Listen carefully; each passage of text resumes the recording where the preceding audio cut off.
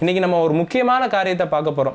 நிறைய பேர் என்ன பண்ணுறாங்கன்னா, பேச வேண்டிய நேரத்தில் ப்ரேயர் பண்ணுறாங்க, ப்ரேயர் பண்ண வேண்டிய நேரத்தில் பேசுகிறாங்க, நிறைய கன்ஃபியூஷன்ஸ் பண்ணிடுறாங்க. பாருங்கள், நமக்குள்ள வார்த்தைக்கு எந்த அளவுக்கு வல்லமை இருக்குது அப்படின்றது தெரியாதனால தான் இந்த மாதிரியான குழப்பங்கள்லாம் ஏற்படுது. இன்றைக்கி நம்ம அந்த எல்லா குழப்பங்களையும் என்ன அப்படின்றத பார்க்க போகிறோம்.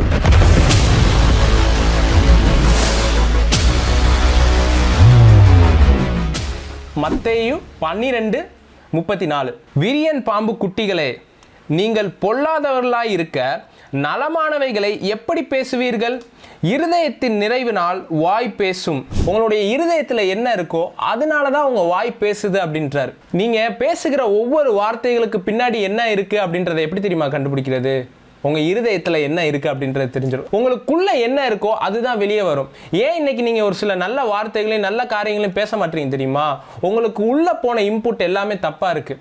4 மனுஷங்க எப்படி பேசுகிறாங்களோ அதே மாதிரி தான் நீங்கள் பேசுகிறீங்க. உங்களை சுற்றி இருக்கிறவங்க எப்படி பேசுகிறாங்களோ அதே மாதிரி தான் நீங்கள் பேசுகிறீங்க. உங்களுடைய இன்புட் தப்பாக இருக்கிறதுனால, உள்ளே போனதெல்லாம் தப்பாக இருக்கிறதுனால நீங்கள் பேசுகிறதும் தப்பாகவே இருக்குது. அடுத்த வசனத்தில் என்ன சொல்கிறாரு பாருங்க. நல்ல மனுஷன் இருதயமாகிய நல்ல பொக்கிஷத்திலிருந்து நல்லவைகளை எடுத்து காட்டுகிறான், பொல்லாத மனுஷன் பொல்லாத பொக்கிஷத்திலிருந்து பொல்லாதவைகளை எடுத்து காட்டுகிறான். அப்போ உங்களுக்குள்ள என்ன இருக்குதோ அதுதான் வெளியே வரும். பாருங்க, உங்களுக்குள்ள வார்த்தையினால நீங்க நிறைச்சு வச்சிருந்தீங்க அப்படின்னா உங்க வாயிலிருந்து வரக்கூடியது என்னவா இருக்குன்னா தேவனுடைய வார்த்தை வர்றதா தான் இருக்கும். சிலர்லாம் நீங்க பாத்தீங்க அப்படின்னா எப்போ பாரு நெகட்டிவா பேசிக்கிட்டே இருப்பாங்க. நெகட்டிவா பேசுறவங்க கூட நீங்க இருந்தீங்க அப்படின்னு வச்சுக்கோங்க, நீங்களும் கொஞ்ச நேரத்தில் நெகட்டிவா பேச ஆரம்பிச்சிருவீங்க. அதுதான் உங்களுடைய பொக்கிஷ சாலையில் இருக்குது அப்படின்றத தெரிஞ்சுக்கலாம். அடுத்து என்ன சொல்றாரு பாருங்க, 36வது வசனம். மனுஷர் பேசும் வீணான வார்த்தைகள் யாவையும் குறித்து நியாய தீர்ப்பு நாளிலே கணக்கு ஒப்புவிக்க வேண்டும் என்று உங்களுக்கு சொல்லுகிறேன். அது என்ன மனுஷர் பேசும் வீணான வார்த்தைகளுக்கு நியாய தீர்ப்பு நாளில் கணக்கு ஒப்புவிக்கிறது? மனுஷன் பேசுகிற வார்த்தைகள் அவன் இறந்தா என்ன ஆயிரும்? அவன் இறந்து போகிறதோட முடிஞ்சிருமே. அதை எதுக்கு கொண்டு போய் நியாய தீர்ப்பு நாட்களில் போய் அதுக்கு கணக்கு ஒப்புவிக்கணும்? ஏங்க, எத்தனையோ மனுஷர்கள் பேசியிருக்கிறாங்க, அவங்க பேசின எல்லாமே அவங்களுடைய மரணத்தோடய முடிஞ்சிருதே. அது எதுக்கு நியாய தீர்ப்பு வரைக்கும் கொண்டு வந்து இழுத்துட்டு நீ அப்போ பேசுனது உனக்கு ஞாபகம் இருக்கா அப்படின்னு சொல்லணும்? ஏன் அங்கே போய் அதை கணக்கு ஒப்புவிக்கணும்? ஏன் அப்படின்னா, நீங்கள் பேசுகிற வார்த்தை எப்படி இருக்குது அப்படின்னா அது ஆவிக்குரிய உலகத்தில் ஒரு தாக்கத்தை ஏற்படுத்துகிறதா இருக்குது. உங்களுக்கு பார்க்க என்ன தோணுது அப்படின்னா, நான் சில சாதாரண வார்த்தைகளை என் வாயினால் நான் பேசிக்கிட்டு இருக்கிறேன்னு நினைக்கிறீங்க. ஆனால் நீங்கள் உங்களுடைய வாயிலிருந்து சில சாதாரண வார்த்தைகளை பேசலை, ஆவிக்குரிய உலகத்தில் ஏதோ ஒன்றை மாற்றக்கூடிய வார்த்தைகளை நீங்கள் பேசிக்கிட்டு இருக்கிறீங்க. நீங்கள் சொல்லுவீங்க, பிரதர் என்ன ஆகுதுன்னே தெரியல பிரதர், என் லைஃப்பில் இந்த வியாதி என்னை விட்டு போகவே மாட்டேங்குது பிரதர், இது என் கூட ஒட்டிக்கிட்டு இருக்கு பிரதர். நீங்கள் உங்களுக்கு என்ன சொல்கிறீங்கன்னா, உங்களுக்கு தோன்றது என்னன்னா, சரி நான் உள்ளதை தானே சொல்கிறேன் அப்படின்றீங்க. ஆனால் அது என்ன ஆகுதுன்னா, நீங்கள் பேசக்கூடிய வார்த்தை அது ஆவியின் உலகத்தில் அப்படியே போய் சுற்றிட்டு அந்த வார்த்தை உயிரோடு இருக்குது. அது எப்போ வரைக்கும் உயிரோடு இருக்குது தெரியுமா? நியாய தீர்ப்பு நாள் வரைக்கும் அது இருக்குது. அதனால தான் அங்கே போய் கணக்கு ஒப்புவிக்கணும் அப்படின்றாரு. ஏன்னா நீங்களே மரித்து போனாலும் உங்களுடைய வார்த்தைகள் உயிரோடு இருக்கும். ஆவியின் உலகத்தில் எப்படி அப்படின்னா, ஒரு வார்த்தை பேசப்பட்டுருச்சு அப்படின்னா அது எப்பவுமே உயிருள்ளதாக சுற்றிக்கிட்டே இருக்கும். பாருங்களேன் பிரதர், என்னன்னே தெரில, லைஃபே கேவலமாக போகுது பிரதர், என் லைஃபே அழிஞ்சு போகிற மாதிரி இருக்குது பிரதர், எனக்காக ஜபம் பண்ணிக்கோங்க பிரதர். அவங்களே என்ன பண்ணுவாங்கன்னா நெகட்டிவான வார்த்தைகளை அவங்க மேலே அறிக்கையிட்டுருவாங்க. அவங்களுக்கு அவங்களுடைய வார்த்தைக்கான வல்லமை என்னன்றது தெரியாது. அறிக்கையிட்டுட்டு கடைசியாக நம்மளை ஜபம் பண்ணுங்க அப்படின்ட்டுவாங்க. ஆக்சுவலி நீங்களே என்ன பண்ணுறீங்கன்னா, நான் ஜபம் பண்ணுறதை காட்டிலும் மேலான ஒன்று பண்ணிக்கிட்டு இருக்கிறீங்க. அது உங்கள் லைஃப்பை குறித்து நீங்களே நெகட்டிவான சில வார்த்தைகளை எடுத்து பேசுகிறீங்க.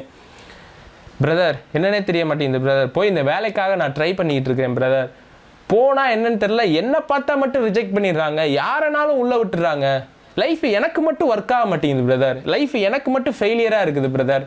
இது எல்லாமே என்ன பண்ணுறீங்கன்னா, நீங்கள் சாதாரணமாக பேசிட்டு அதை மறந்துடுவீங்க.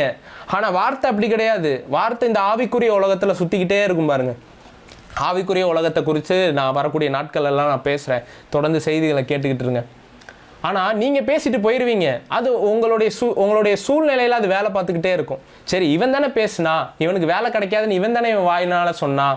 வேலை உங்களுக்கு கிடைக்கிறதா இருந்தாலும் அந்த வார்த்தை என்ன பண்ணிடணும், அந்த நேரத்தில் அது உங்களை தடுத்துரும். பாருங்களேன், ஆக்சுவலி நீங்கள் பேசுகிற வார்த்தைகள் தான் உங்களுடைய லைஃப்பை ஒவ்வொரு நாளும் மாற்றிக்கிட்டு இருக்கிறது அப்படின்றது தெரியுமா?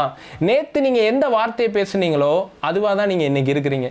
இன்றைக்கி என்ன ஒரு வார்த்தையை பேசுகிறீங்களோ அதுதான் நாளைக்கு உங்கள் லைஃப்பில் இருக்கும். பாருங்கள், அப்போ நீங்கள் பேசக்கூடிய வார்த்தைகளை குறித்து கவனமாக இருக்கணும்.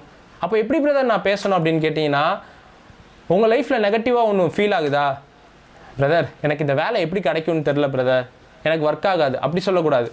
நான் நாளைக்கு இன்டர்வியூக்கு போகிறேன், அந்த இன்டர்வியூவில் எனக்கு அவன் வேலையை வச்சுருப்பான், இயேசு கிறிஸ்துவின் நாமத்தினால எனக்கான வேலையை நான் எடுத்துக்கொள்ளுகிறேன்.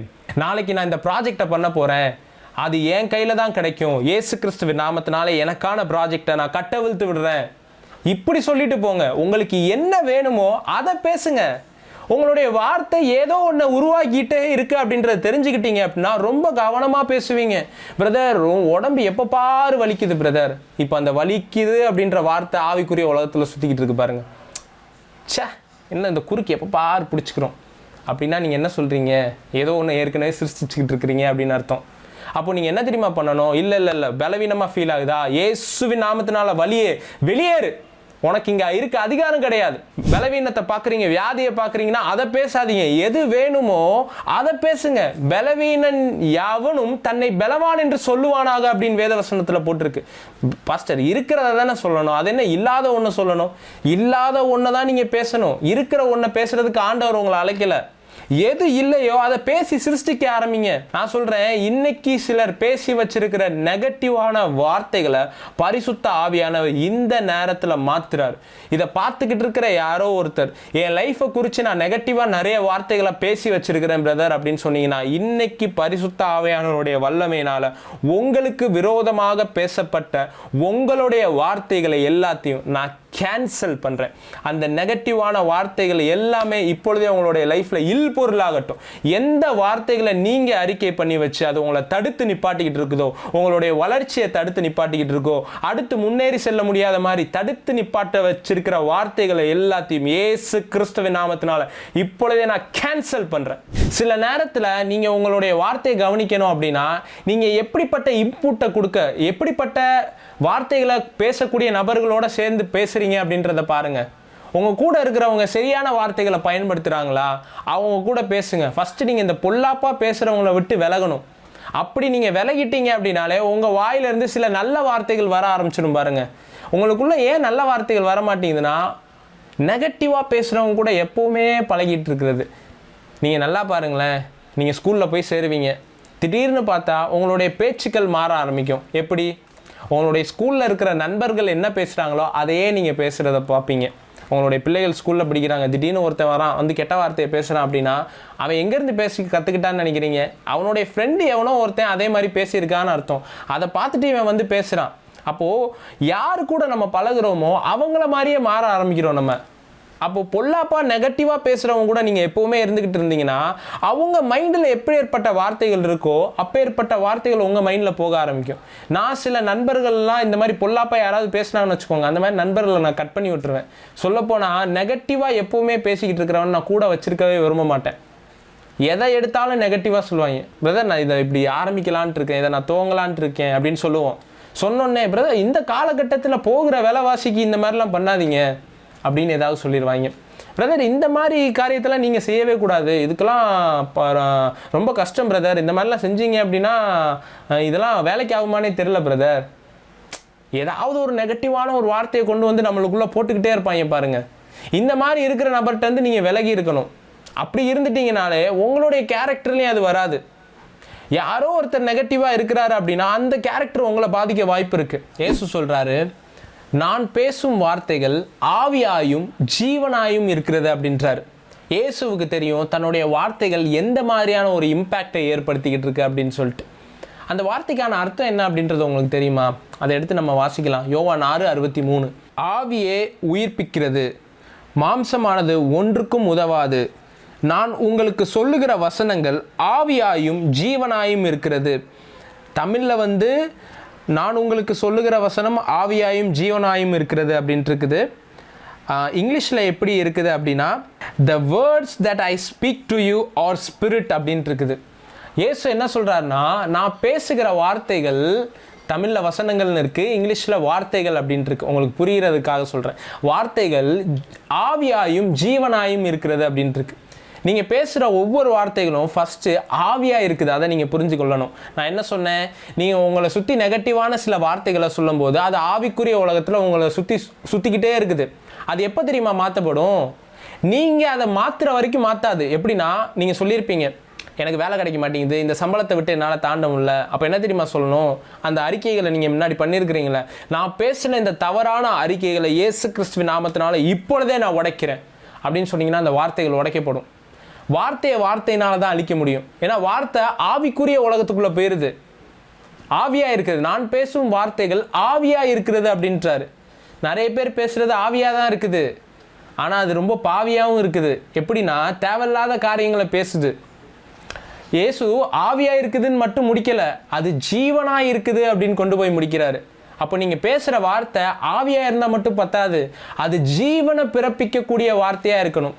அங்கே ஜீவன் எழுதப்பட்டிருக்கிறது, ஜோயே அப்படின்னு எழுதப்பட்டிருக்குது. தேவ ரகமான ஜீவனை பேசக்கூடிய ஒரு நபராக இயேசு இருந்தார். நீங்கள் பேசுகிற வார்த்தைகளில் ஜீவன் இருக்கான்னு பாருங்க. அது மரணத்தை விளைவிக்கிற வார்த்தைகளாக இருக்குதா, இல்லை அது ஜீவனை விளைவிக்கிற வார்த்தைகளாக இருக்குதா அப்படின்னு பாருங்க. இயேசு கிறிஸ்துவின் நாமத்தினால என்னுடைய வாயிலிருந்து புறப்பட்டு வருகிற ஒவ்வொரு வார்த்தைகளும் ஜீவனை பிறப்பிக்கிறதா இருக்கும் அப்படின்னு சொல்லுங்க. வாயை திறந்து சொல்லுங்க, என்னுடைய வாயிலிருந்து வரக்கூடிய ஒவ்வொரு வார்த்தைகளும் ஜீவனை பிறப்பிக்கக்கூடியதா இருக்கும். எல்லா மரணத்தையும் நான் கேன்சல் பண்றேன். Thank you Lord Jesus. அப்போ ஜீவனை நீங்க ஃபர்ஸ்ட் உங்களுடைய வாயை திறந்து பேசணும். இதை நீங்க பேசினாலே போதும், உங்களுடைய லைஃப்ல நிறைய காரியங்கள் மாற்றப்படுறதை நீங்க பார்ப்பீங்க. நிறைய பேருக்கு இது தெரியாம தான் என்ன சொல்றாங்கன்னா, பாஸ்டர் எனக்காக ஜெபம் பண்ணுங்கன்னு வந்து நிக்கிறாங்க. அது நீங்க இப்படி சொல்றதுக்கு முன்னாடி நீங்க தெரிஞ்சுக்க வேண்டியது என்னன்னா, நிறைய நேரத்தில் நீங்க ஜெபம் பண்ண தேவையில்லை. நீங்களே அந்த சில சூழ்நிலைகளுக்கு ஜெபம் பண்ண தேவையில்ல. சில சூழ்நிலைகளில் நீங்கள் வசனங்களை எடுத்து பேசணும். அந்த சூழ்நிலையில் நின்று ஜெபத்தை பண்ணிக்கிட்டு இருக்கக்கூடாது. இயேசு சொல்கிறாரு, எவனாகிலும் இந்த மலையை பார்த்து நீ சமுத்திரத்தில் தள்ளுண்டு போ என்று சொன்னால் அவன் சொன்னபடியே ஆகும் அப்படின்றாரு. இயேசு என்ன சொல்லலை அப்படின்னா, எவனாகிலும் இந்த மலையை பார்த்து ஜெபம் பண்ணினால் அது சமுத்திரத்தில் போகும் அப்படின்னு சொல்லலை. அதை பார்த்து பேச சொல்கிறாரு. பேசுனா அது சமுத்திரத்தில் தள்ளுண்டு போகும் அப்படின்றாரு. சில நேரத்தில் நீங்கள் ப்ரேயர் பண்ண தேவையில்ல. சில நேரத்தில் உங்களுடைய பிரச்சனைகளை பார்த்து நீங்கள் பேசணும். ஏன்னா சில பிரச்சனைகள் பேசி பேசியே உருவாக்கப்பட்ட பிரச்சனைகள், பேசி உருவாக்கப்பட்ட பிரச்சனைகளை பேசி அழிக்கணும். உங்களுக்கு தெரியாது, அது இன்னைக்கு மறையாத மாதிரி இருக்கலாம், அது இன்னைக்கு மாறாத மாதிரி இருக்கலாம். நீங்கள் எப்போவோ ஒரு அறிக்கையை பண்ணியிருப்பீங்க. நான் சொல்கிறேன், அது சில வருஷங்கள் கழிச்சு கூட செயல்படலாம். ஏன் அது அடுத்த வாரத்தில் செயல்படலாம், ஏன் அது நாளைக்கே செயல்படலாம். அது எப்போ வேணா செயல்படும். ஏன்னா வார்த்தைகள் ஒரு நாள் அழிகிறது கிடையாது, அது சுத்திக்கிட்டே இருக்கும். ஆவிக்குரிய உலகத்துல பேசிட்டா போதும், அது ஆட்டோமேட்டிக்கா தன்னுடைய வேலையை செஞ்சுக்கிட்டே இருக்கும். பாருங்களேன், எந்த சூழ்நிலை மாற்றப்படணுமோ ஃபர்ஸ்ட் அந்த சூழ்நிலையை பார்த்து பேசுங்க. என்னை ஏதாவது ஒரு வியாதியஸ்தர்களுக்கு ஜெபம் பண்ண கூப்பிட்டாங்கன்னு வச்சுக்கோங்க, நான் எப்படி தெரியுமா ப்ரேயர் பண்ணுவேன்? என்னோட கண்ணை மூடிட்டு இயேசுவின் நாமத்தினால இந்த வியாதி மாறி போகட்டும் அப்படின்லாம் நான் ப்ரேயர் பண்றதே கிடையாது. நான் என்னுடைய கண்ணை திறந்து அந்த வியாதியை பார்த்து பேசுவேன். இயேசுவின் நாமத்தினால உனக்கு இந்த சரத்தில் இருக்கிறதுக்கு அதிகாரம் கிடையாது, இப்பொழுதே வெளியேறு அப்படின்னு நான் சொல்கிறப்ப அது வெளியேறும். அப்போது நான் சிலதெல்லாம் பார்த்து பேசுகிறேன். நீங்கள் சிலதுக்கெல்லாம் ப்ரேயர் பண்ண தேவையில்ல, அந்த பிரச்சனைகளை பார்த்து பேசணும். அவர் காற்றையும் கடலையும் பார்த்து இறையாதே அமைதலாக இரு அப்படின்றாரு. அப்போ என்ன பண்ணுறாரு? அந்த பிரச்சனைகளை பார்த்து பேசுகிறாரு. இயேசு கிட்ட வருகிற ஒவ்வொரு பிரச்சனைகளையும் அவர் ப்ரேயர் பண்ணலை, பார்த்து பேசுகிறார். ஒரு மரித்த ஒரு பிணத்தை கொண்டு வந்தீங்க அப்படின்னா, லாசருவே வெளியே வா அப்படின்ட்டுவார். ஒரு வியாதியஸ்தனை கொண்டு வந்து வச்சிங்கன்னா எழுந்து நட அப்படின்ட்டுவார்.